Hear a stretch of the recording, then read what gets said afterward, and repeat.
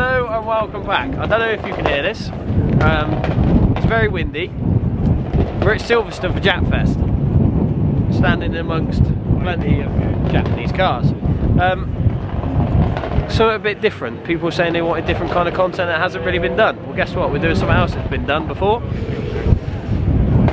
Kind of a show review. Used to do them on TikTok. Instead, we're going to do like a live thing as we walk about.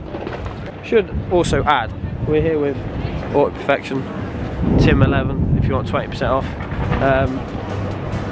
Yeah, let's have a look at some scrap.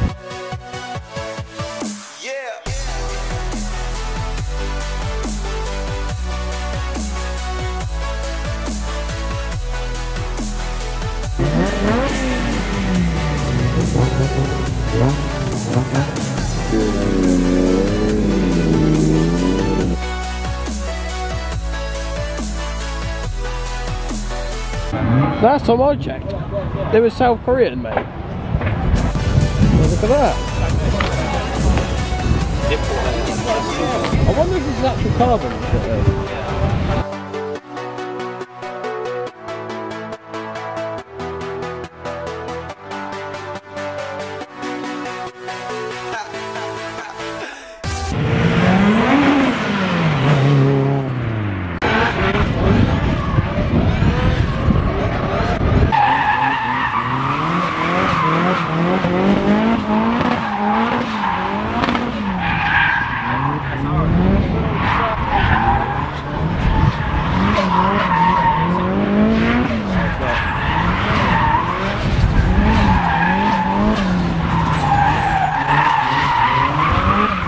Oh mate, that 15, wow.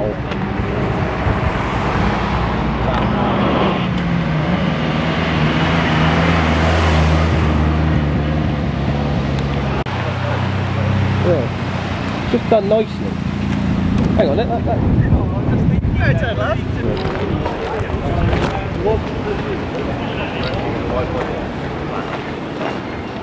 Why are they showing one car off? No, it'd be in my green car. I don't know if it's a 30 or a 31. I don't know how you tell. But there's one. There was one of those chips. This one. Is that the one? I'm sure this is it's around us. I'm sure this is the only one I've ever seen. Oh, when I see it, it is. What? Perfect. What? And that isn't.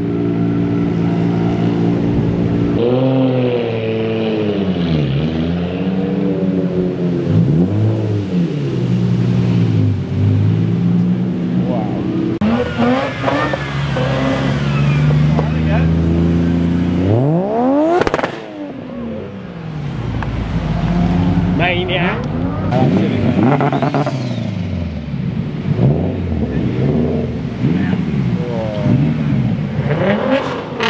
No, that is apart from a bit of rust.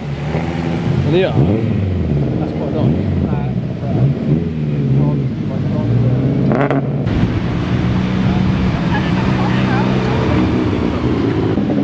This geezer from the start, let's gonna get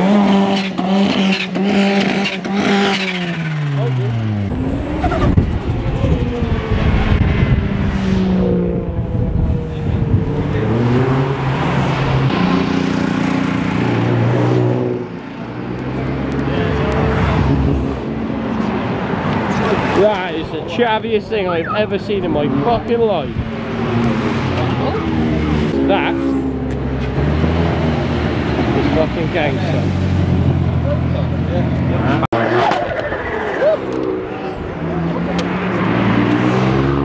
Nah, don't.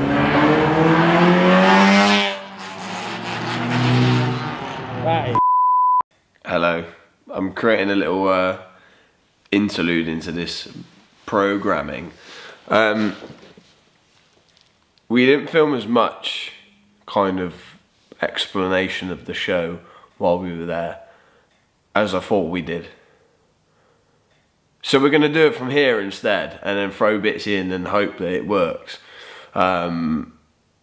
and hopefully get a video out of it. I mean, if anybody's followed me over from TikTok, I used to do show reviews, or I've done show reviews for last year for all the shows that I attended. Going to do the same thing on here, and it's going to evolve as we go on and get better. You just have to bear with us like you have for the rest of it. Anyway, now Japfest 2024, boasting to be the biggest Japanese car show in the UK, which I'll go with. So a bit about what Japfest actually is. Show and shine areas, club stands, trade stands. There's 2 lots of drifting on as well.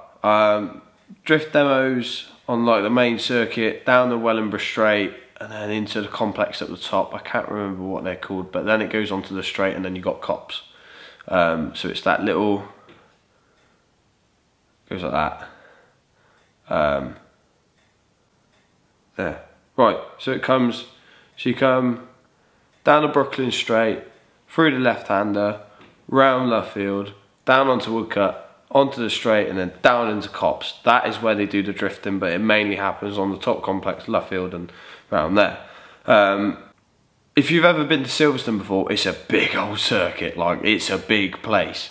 And it was only when we were watching the drifting that we quite realised how many people had actually like attended the event. You obviously see seas of cars everywhere in the main paddock area, which is where they had to move the trade stands in, which was a whole nightmare in itself. Out of the paddock, and then kind of around the circuit, over the bridge, there's more cars. It just went on forever, and I think the main bit that put it into perspective was when we was watching the drifting and Carl goes, "Oi mate, look behind you." And you look behind you and the whole grandstand is full. Then you look over the road, like over the circuit, and that grandstand's full. And in front of you is full as well. So that puts you into perspective. When they say that they sold out, they sold some tickets. So it was packed. And obviously when the drifting finished and we was walking out on the main circuit drifting, and we were walking out, it was a rush, and then there was a lot of people. So probably not the best thing to watch or place to go to if you don't like people. Okay, so personal favourite cars of mine. The yellow DC5 with a Mugen front end, Mugen bits, CE28 wheels. Wow. Instagram, DC5_nat. Phenomenal car. Anybody who knows me, I'm a Honda nut. Deep down, sat next to the BM, you know, got the Meg outside and all that thing. Deep down, Hondas are where I'm at. So that DC5, I've always wanted one. It was just beautiful. Honestly, it was so nicely done, and it's how I'd look to do one. Mint car, it looked mega. Then on the way to the drifting, I had to stop and I had to shoot this S15, because not only was it super clean, the location that they had parked it, they had got that parking space to a T. The angle was right, the background was right, apart from some bits that we had to Photoshop out. They parked it so nicely. Other cars to note, GT86 with Tesla wheels on. Not seen that before. It had Tesla wheels all round, and then it just had the Tesla covers on the rear. Again, not seen it before, and to be fair, it suited the car really well, I can't even lie. There's a Gen 1 Civic, again, Honda nut. Is it Gen 1 or Gen 2? It's either a Gen 1 or a Gen 2, could even, no, it wasn't a Gen 3. Gen 1 Civic. I think I can always remember there's a video on Car Throttle, and this guy had built one, and it was just insane. If I had the money and I could find one, I'd 100% buy one and put like a B series in it or something like that, something nice and nutty. But yeah, crazy. White JZX 100, as everybody says, everybody loves a white chaser. Lovely car, sit really well. I find any chaser in white sits nicely. Banging car. And unfortunately, I didn't get any photos of this. I kept looking at it all day because it was in like where the kind of like show and shiny parts were. It was I'm pretty sure it was an FB RX-7 wide body, massive wing, that was different. That was such a nice build. Like it was over the top, but it was over the top done well. I really appreciated it. I really liked the build. And there were some other cool things there. If anybody knows, the Pajero. I didn't realise it was a Pajero at first because of the wheelbase. I thought it was a Shogun. Turns out it wasn't. It was a Pajero Evolution. There was 3. They were Dakar cars. Incredible. Again, not something you see every day. Which kind of leads me on to my next point of, I've heard it on the internet and I've heard it in different places that Japfest, everybody bought whatever they wanted.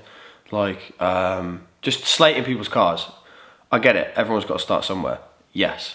What you've got to remember is Japfest, they've got the show and shine bit, and they've got the club stand bits, and they've got the other parts, other elements to the shows, like they've got the trade stand cars and all of that sort of thing.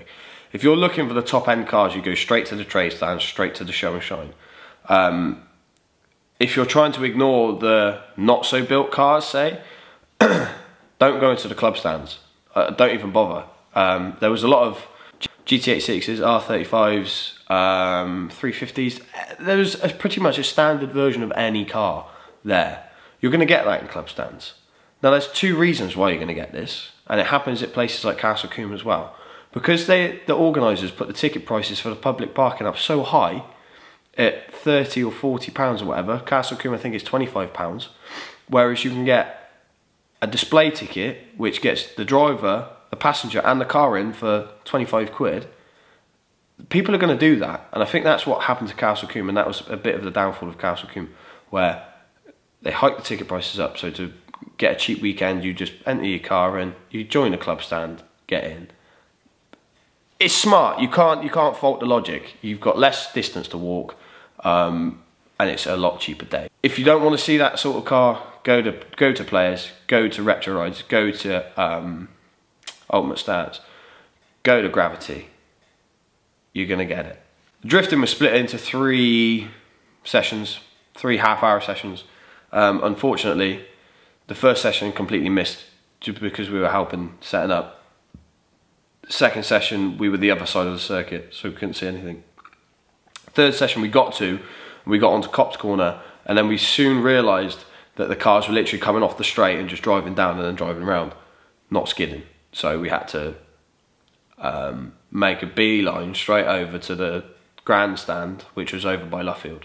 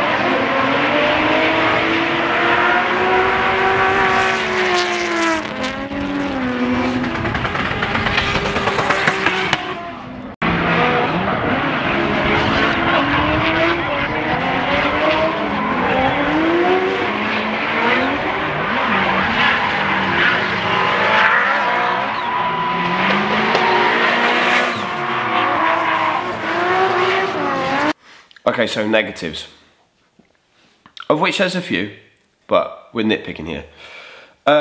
Trade stands. The trade stands got messed about a fair bit. and the organisation from the organisers was a bit poor.